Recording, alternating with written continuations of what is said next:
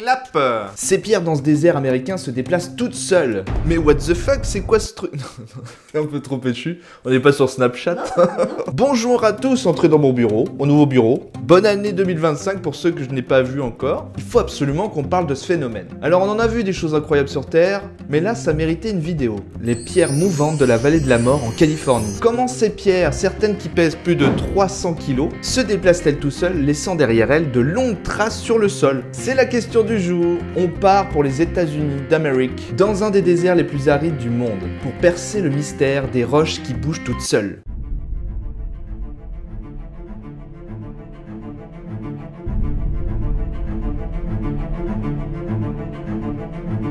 La vallée de la mort, c'est un désert aride et isolé. Il se situe entre deux grosses villes américaines, Los Angeles et Las Vegas. Alors c'est très grand, ça dépasse les 7800 km². Je te parle pas de la chaleur qu'il fait en été, un petit 54 degrés de moyenne. C'est peut-être pour ça qu'on l'appelle la vallée de la mort. Par exemple, si t'as un ami que tu n'aimes pas trop, tu lui dis « Hey, ce serait bien qu'on aille faire un petit tour dans la vallée de la mort ».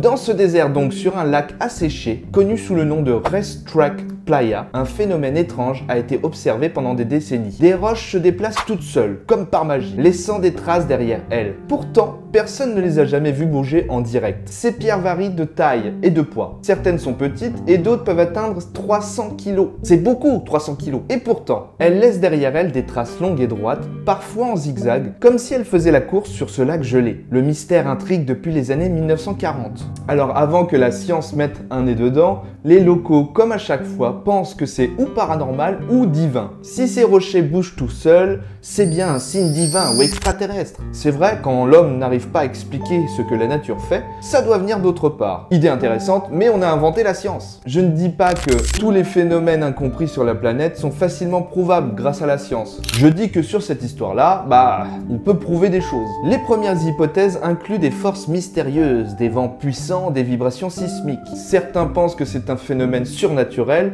et d'autres pensent que c'est plutôt une farce humaine. Ce seraient quelques jeunes qui viendraient la nuit dans le désert pour déplacer quelques cailloux? J'y crois moyen, je vous rappelle qu'il y en a qui font 300 kg. Des chercheurs ont voulu vérifier ce qu'il se passait vraiment. En même temps, c'est leur métier, ils cherchent. Ils ont installé des caméras pour prendre des photos régulièrement et fixé des GPS sur plusieurs rochers pour suivre leur déplacement. L'expérience va durer 2 mois, de décembre 2013 à janvier 2014. Le rapport final est incroyable, c'est le rapport des chercheurs que je vous lis là. Les déplacements se font par à-coups, en fin de matinée, durant des phases d'environ une dizaine de minutes au maximum. Les pierres bougent alors à raison de 2 à 3 mètres par minute, puis s'arrêtent. Durant les 2 mois de l'expérience, les blocs ont parcouru pour la plupart une 60aine de mètres, mais le plus véloce a établi un record de 224 mètres. Les déplacements les plus importants n'ont pas été observés pendant les épisodes de vent violent, mais sous des brises de 4 à 5 mètres par seconde. Il fallait également qu'une couche de glace soit présente, mais d'une épaisseur précise, comprise entre 3 et 6 mm. Dans ces conditions, le soleil du matin craquelle la glace et commence à la faire fondre, formant des plaques plus ou moins grandes, pouvant atteindre une dizaine de mètres dans leur plus grande dimension. Sous l'action du vent, elles peuvent alors glisser sur la fine couche d'eau fondue. Bon, je vais essayer de vous expliquer simplement parce que les scientifiques emploient des mots un petit peu complexes. C'est très simple. La nuit, il fait froid, il y a un peu de glace qui se crée entre le caillou et le sol. Quand le soleil frappe dessus, la glace en dessous du caillou fond et devient de l'eau, et le caillou glisse sur plusieurs mètres sur cette eau.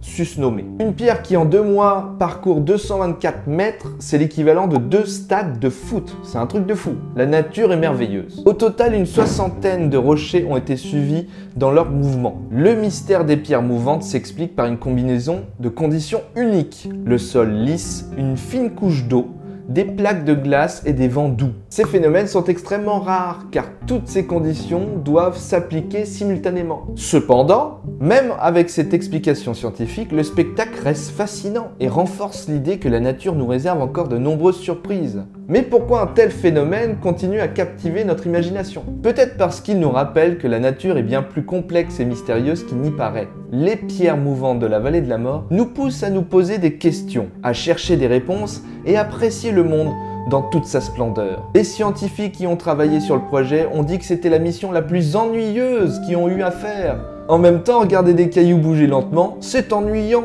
Et oui, c'est très ennuyant. Et voilà, le mystère est résolu. Ensemble, nous avons réussi à comprendre ce que la nature a voulu nous expliquer. J'espère que cette aventure vous a captivé autant que moi, elle m'a captivé. Si vous aimez ce genre de contenu, n'hésitez pas à liker, à partager, à vous abonner bien entendu.